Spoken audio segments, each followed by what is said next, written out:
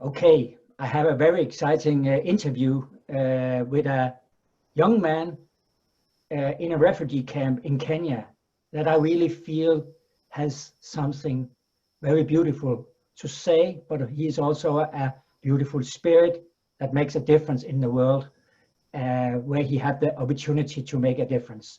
So I'm very honored to have you in this talk. Could you It's please my pleasure. introduce yourself? Thank you so much for having me. It's an honor for me. So my name is Nhial Deng. I come from Ethiopia in a place called Gambela. My father originally came from South Sudan, but moved to Ethiopia more than 50 years ago during the Sudan Civil War. I was born and raised in Ethiopia, and then I came to Kakuma Refugee Camp in 2010 when our village was attacked back in Ethiopia. And then I've been a refugee in Kenya, Kakuma, for the last 10 years. And yeah. Incredible. How old are you now? I'm 21. Still very young. Yeah. I have made some questions for you. Yes. We just jump into it, and you're also okay to say I don't know. Yes. And it's just to have a set of questions that we can at least talk about. Okay. So the first thing I would like to ask you is, what is or what was the best thing about being young? Yeah. To me, I would say the best thing about being young is all the excitement and the energy that young people do have, and the ability to persevere. I've seen in so many instances, myself going through a lot, but because of my undying spirit, I'm able to overcome and keep moving on. And I've seen that in so many young people. So I think to me, that will be the best part of being a young person. And what from your point of view, I know you are going through a lot of things, but what is the worst thing about being young from your point of view, in your situation?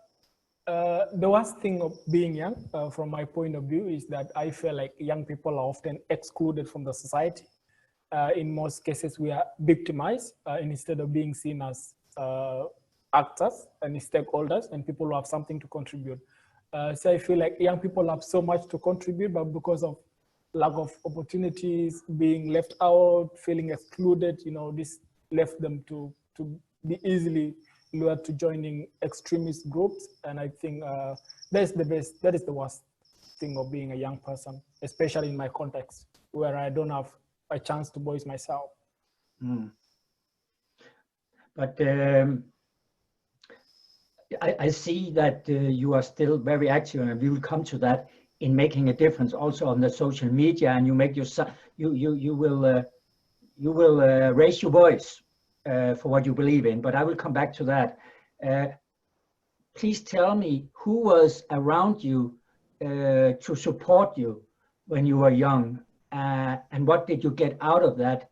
It could also be a role model that you really feel that that role model have big influence what you are and your values. So and again, what did you get out of it? I would say the one who supported me a lot was my dad. I grew up with my dad because my mother moved to a small village with my siblings, so I was left in the bigger town with my father. And I think my dad supported me a lot because he really believed in the value of education, and he sent me to a school where I was able to learn a lot.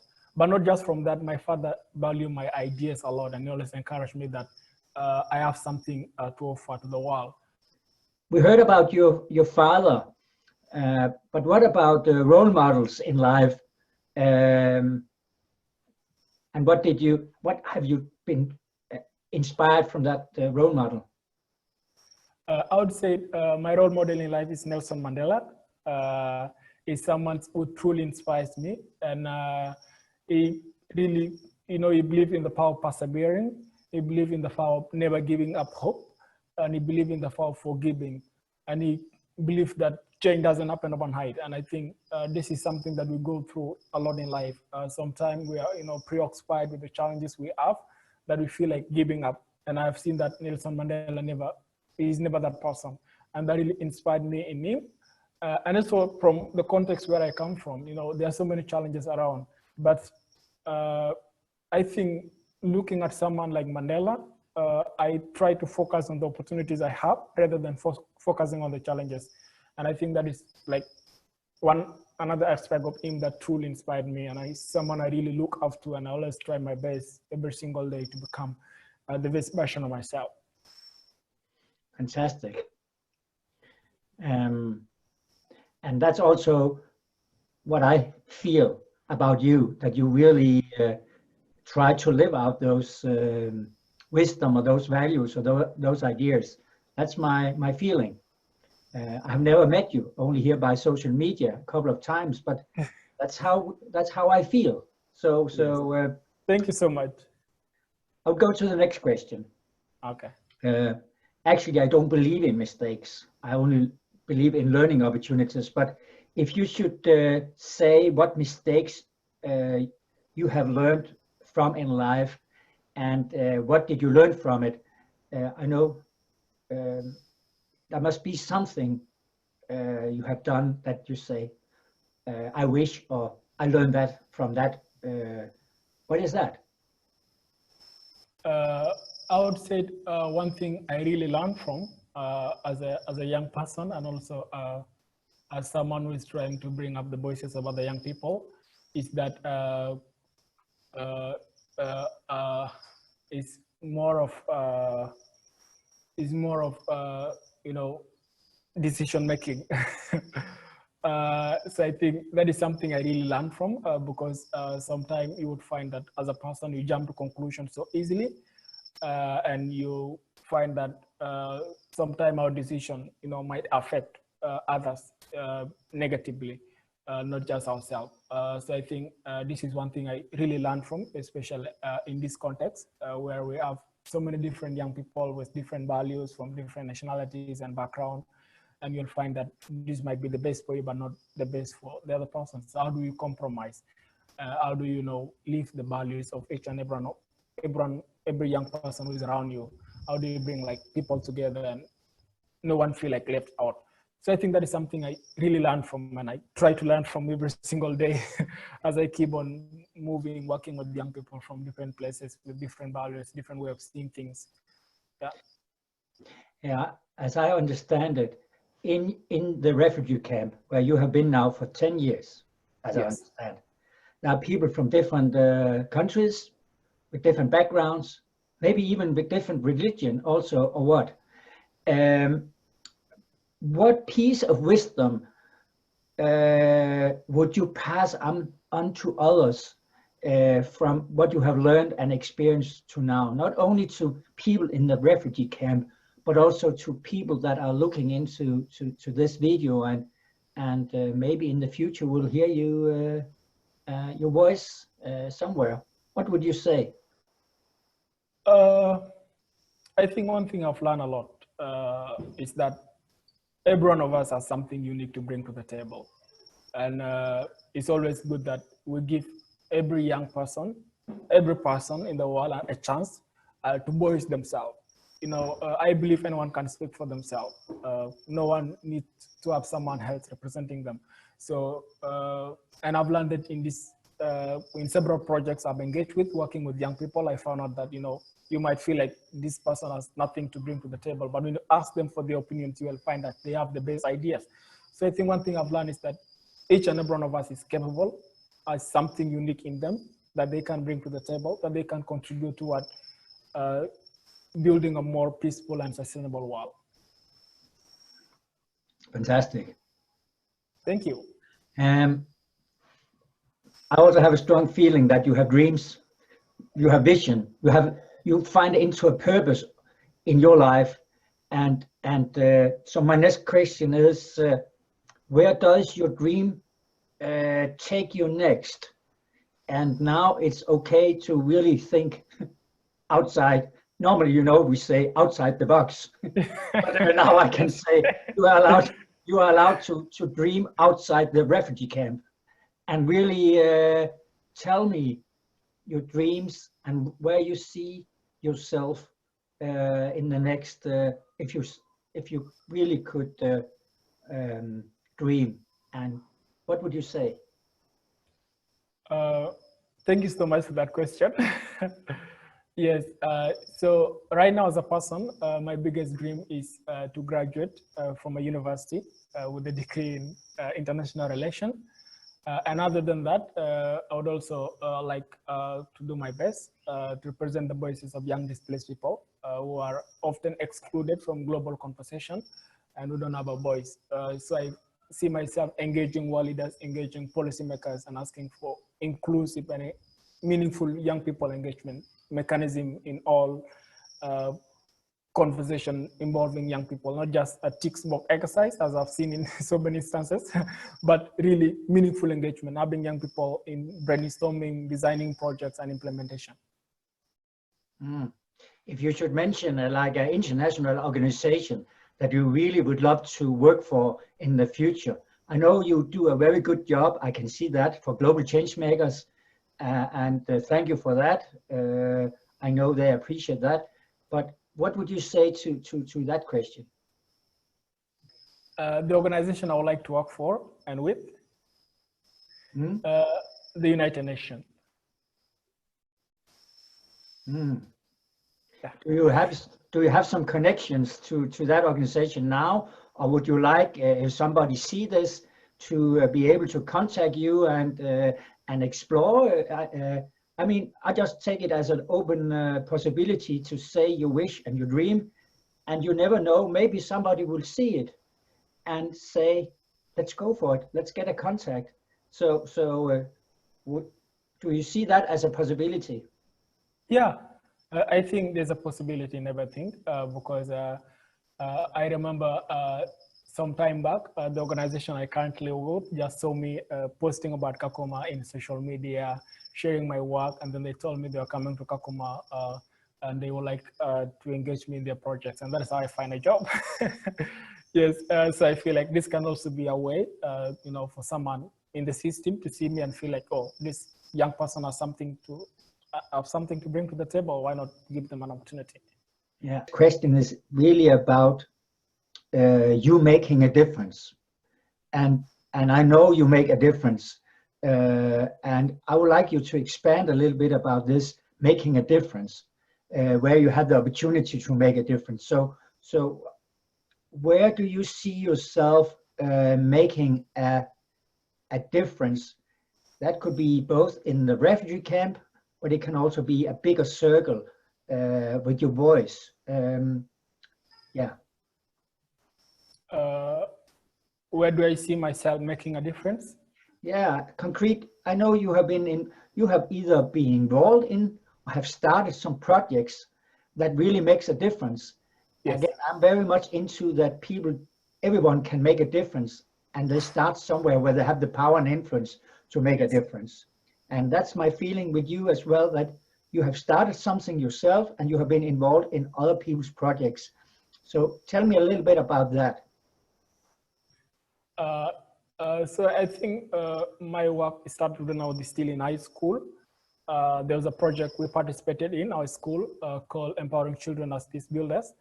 And we would be engaged in peace building trainings and engaged in making sure students maintain the discipline in student and well-being in the school.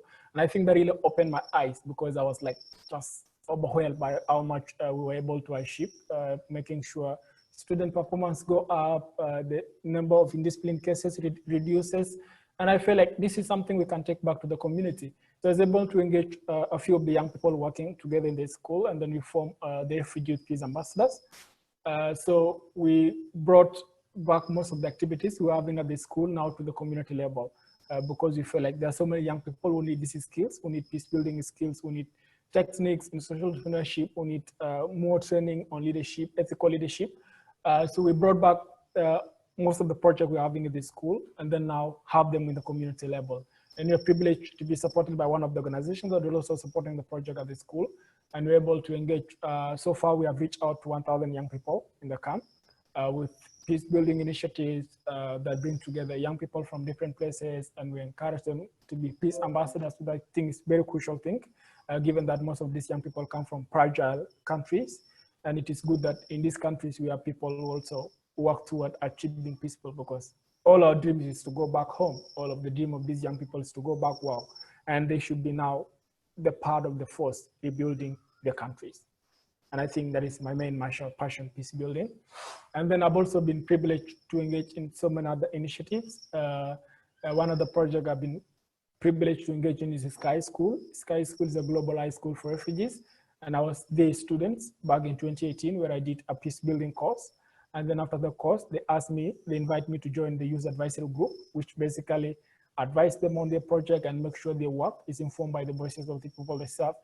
And then through that capacity, I've been able now to work with young people who went through their programs, try to engage them in their communities, try to see what they are doing, try to involve them in capacity building initiatives that reinforce the passion they had when they joined the program, so that they go to the communities as agent of positive change and social transformation.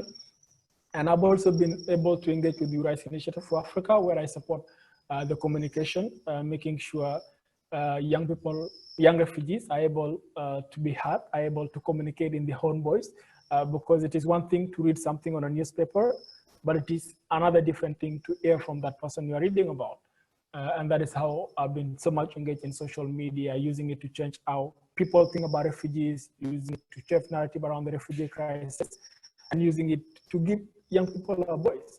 Like, why not say what we have? Why not display ourselves?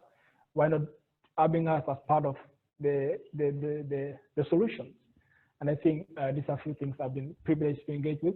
And right now, as I said, I am a consultant for Project Kakuma, which basically aim to raise the bar of education in the camp. And I've been privileged to work with one of the best teachers in the world. He's from Belgium, and he was in Kakuma in February, where we launched our 2 innovative schools, which now offer quality education to more than 300 refugee children. And we are now working on a coding and website development program that will empower at least 5,000 refugee youth by 2025 with digital skills that will help them to earn an income and be able to live a life of dignity. And also, that should be a pathway to increase and fund their studies. Those are just a few of the projects I've worked on. Sounds fantastic. You know that I am an author to a couple of books, and I have just released or close to release a book around Changemaker. And if you could tell a little bit about how could you see that with the things that you have talked about, how could you see this novel and the work book or the questions around it being used in the things that you really are passionate about? I think, like I was really impressed with the idea of the book because I went through it and I very much love it because I feel like, sometimes young people need to be inspired, they need to be motivated, they need to be told that they can indeed make a difference, that nothing can limit them and no one is too young to lead or to make a difference in the world. And why not inspire these young people? Why not share with them stories that will help them, that will inspire them to become agents of positive change in their own communities? Thank you. I don't know if you still wear that. I know you have a special T-shirt. Is that correct? I don't know if you wear that T-shirt today. Yeah, you do. Yes. Thank you. Because I think that's a good place to maybe end our little interview. That's with that T-shirt and the whole thing about think big and dream big and start where you can make a difference. And I really feel that you have been and are still an example. So you mentioned Nelson Mandela as a role model. And I feel that you are also a role model in your community. So thank you for making a difference. And I really hope that this little interview will go out to some people that hear your message, and one way or another will either contact you or share this video with somebody that can support you. That's my wish about this. So how can they get in contact with you if they want to get in contact with you? I think I can share email address with you, and of course I'm available on across all social media platforms. I'm at Nhial GG on Twitter. I'm Nhial Gabriel on Facebook. I'm Nhial Deng only. I'm Nhial Deng on Instagram. So they can find me all over the social media platform, and also you can add the link to my blog where they can easily get in touch with me.